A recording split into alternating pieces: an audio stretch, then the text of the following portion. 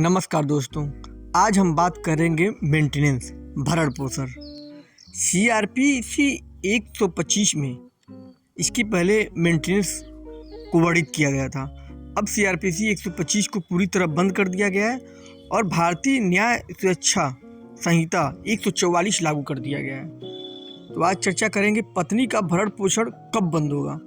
BNS 2023 की धारा 144(5) के अनुसार यदि यह साबित हो जाता है कि कोई पत्नी जिसके पक्ष में इस धारा के तहत आदेश दिया गया है वह व्यभिचारी की स्थिति में रह रही है या उसने पर्याप्त कारण के बिना अपने पति के साथ रहने से इनकार कर दिया है या आपसी सहमति से अलग रह रही है, तो मजिस्ट्रेट आदेश को रद्द कर सकता है।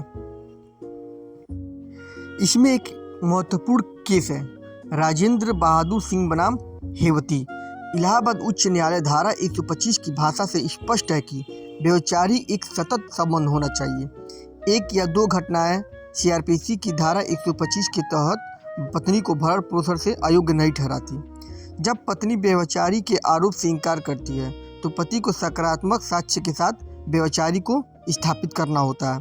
ये बहुत इंपॉर्टेंट क्वेश्चन है, आप लोग इसको ध्यान में रखे हुए हैं। केस बहुत जरूरी है। राजेंद्र बहादुर सिंह बनाम हेमवती।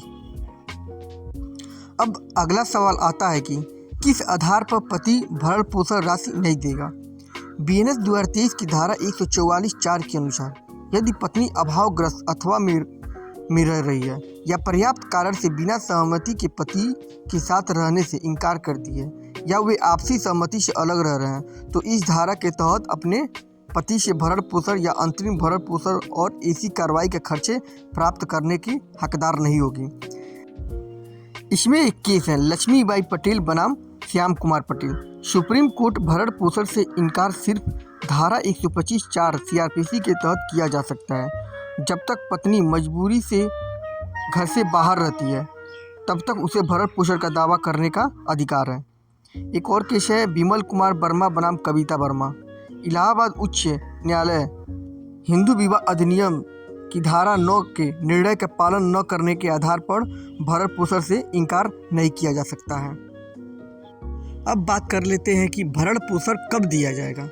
बीएनएस 2023 की धारा 144(2) के अनुसार भरण पोषण या अंतरिम भरण पोषण या भरण पोषण या कार्यवाही के व्यय के लिए ऐसा भत्ता आदेश की तारीख से देय होगा या यदि ऐसा आदेश दिया जाता है जो भरण पोषण या अंतरिम भरण पोषण और कार्रवाई जैसा भी मामला हो के व्यय के लिए आवेदन की तारीख से देय होगा। ऐसे ही लीगल जानकारी के लिए हमारा चैनल जरूर सब्सक्राइब करें।